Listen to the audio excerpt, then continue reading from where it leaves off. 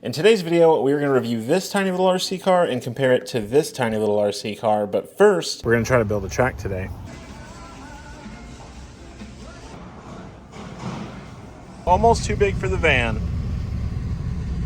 All right, so I went with this relatively smooth piece of plywood. So we're gonna go ahead and draw the track out on it, paint it up, and just keep going until it's done. But basically this is gonna be for the little 1/64 scale cars. And I think 4x8 should be good. All right, so there's our basic layout. It's gonna be a C shape. If I did it again, I'd probably use like a roll-on paint of sorts and then do like a spray clear. But yeah, just waiting for it to dry and we can move on. And there we go. We have a 64th scale RC car track. All right, so before we dig into this too far, I just want to let you guys know that this model was provided to me by Bangood for review. It's not really going to affect my review in any way, but I just thought I'd let you guys know. There will also be links in the description where you can get this, and I think I have a coupon code available for you guys too. So if you're interested, make sure to look down below. Anyway, first impressions on the R02 is that it is incredibly smooth. It is the smoothest feeling little car I've ever driven. There's no binding in the transmission at all. It coasts and it does great. It's very quiet, and I like that a lot. The soft tires on there also attribute to the smooth feeling. It's like you can't feel like imperfections on the track, which is really, really cool. The only problem is when those tires get dirty, it starts to get a little squirrely. It's got really good power, and if you get some dirt in the bearings, actually, it'll kind of track left or right at full throttle. So you want to make sure this guy's clean, but as long as it's clean, it drives really, really well. Now, in comparison to the Nano TTR, the Nano TTR definitely feels easier to drive. And I think that that is due in part to the tires. I think the treaded tires that come on the Nano TTR, a little bit better for dealing with dust and stuff like that. And it's a pretty sticky, pretty good tire. You can definitely tell that there is no rear suspension here, though. It's like it feels very stiff and very rigid going around the track. Another thing about the Nano TTR is while it is a pretty smooth little RC car, it is not as smooth as the R02. It doesn't coast as far, and you can feel a little bit of drag there in the drivetrain. So a couple of differences there, but the speed is probably right about the same. I definitely think they both feel really, really good on the track, though. Very good performance out of both cars. Anyway, you guys, I do want to stop real quick and just ask you to like the video if you like it, and subscribe if you haven't already, because I'm making RC car videos like this every week, and it's always a good time around here. I really need to get my reflexes to match the performance on both of these little 64 scale race cars. They're awesome on here. All right, so now that we've seen it run, let me introduce you to the LDARC R02. This is a 1/64 scale touring car. It has kind of like an R33-esque style Skyline unlicensed body on there. It has front and rear suspension, which is super cool for a car of this size. You charge it with USB-C. Here's your bind button. Here is your on and off switch.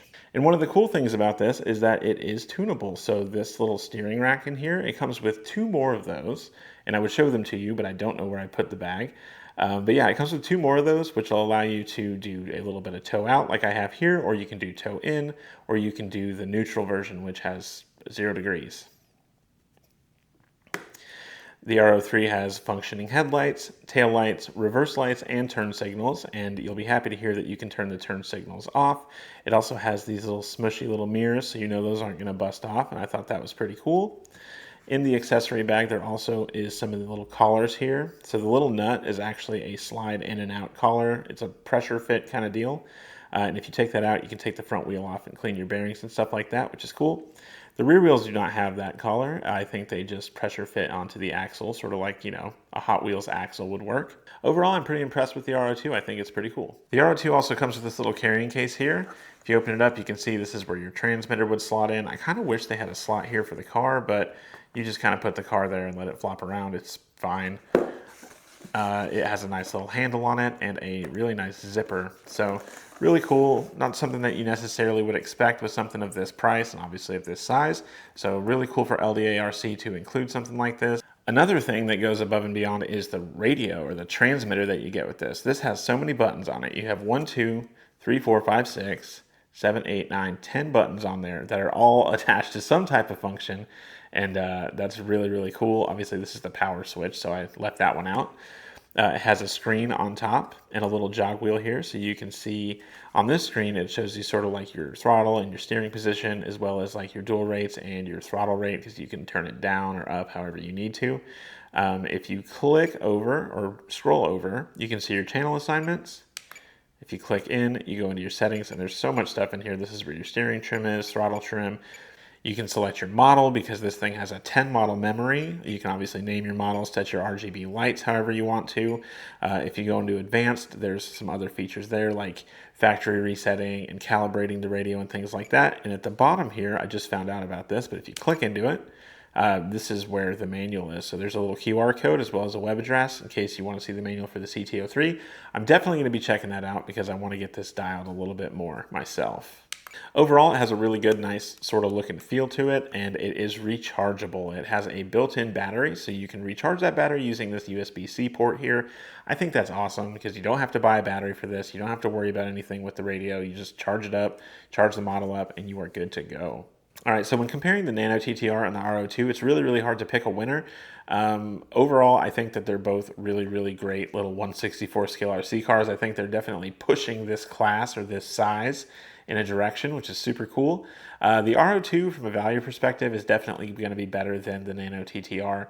It's cheaper significantly, and you get a lot more stuff with the R02 than you do with the Nano TTR. The case is really cool, and just it's overall a really good value. The Nano TTR, you get a licensed body. It is really cool. It's a very nice little car, and it does have replacement parts, which is neat. I couldn't get a confirmation whether or not there were replacement parts available for the R02, so there's that. On the track, from a performance perspective, they're also really, really close. I do think that the Nano TTR is easier to drive and it's a little bit more stable and predictable.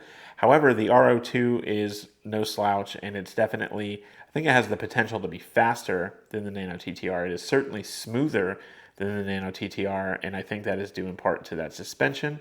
But I think these slick tires, what happens is they start to pick up dust, and once they get dusty, things get a little hairy out there. But overall, from a performance perspective also, there's not really a significant difference between the two. They definitely drive way different. The Nano TTR feels more stiff, whereas the R02 feels a little bit more flowy. But overall, at this scale, either one is going to be a good pick for going around the track and having fun. All right, so I just wanted to tear it down really quick to show you guys sort of how it comes together really quick. So here's the circuit board. As you can see, your servo plugs in here, motor plugs in back here, battery obviously up there. There's your battery. Looks like it's replaceable. This is sort of the top plate, so the chassis is kind of like a sandwich type of deal. So you have this, and then this goes over top, and that's sort of how that works. The main reason I wanted to take it apart is to show you guys this little slider here. So this part down here is actually, they send you a few of this little steering slider rack kind of guy here, and it comes with different toe angles. This one is the toe out version. There's a toe in version, and then there's a 0-degree version. There's the little steering servo, tiny little guy. And then here's the little motor pod back here where everything is. You can see the springs for the suspension. There's one there, there's one there. And then I have the front hubs out, but let me show you one of those. So I'm doing my best to focus on this, but this is one of the front spindles here. So you have this, and then you have your tire / wheel here with the bearing in it. So how this works is you have this little collar here, which is really small. It pressure fits over that brass piece, like the spindle. So it goes in the front of the wheel like that, and then everything presses on to the spindle. I wanted to make sure and show you guys this because a lot of grime and goo and hair can get stuck on these kind of things. So it's best to know how to take it apart and put it together if you have to, because any kind of binding on a little RC car like this is going to cause a huge issue. So for reassembly, you're going to want everything back on there like this. You see how my springs are all on and everything. Once you got it all snapped together, it's real easy. Just going to pop a screw in here and another one right in here. Then you want to put your headlight guy on real quick. Circuit board goes on. Just make sure to route the wires back through so the motor goes through this hole. Servo comes up and around here. All right. And then just put your screws back on, screw the body on, and you're done.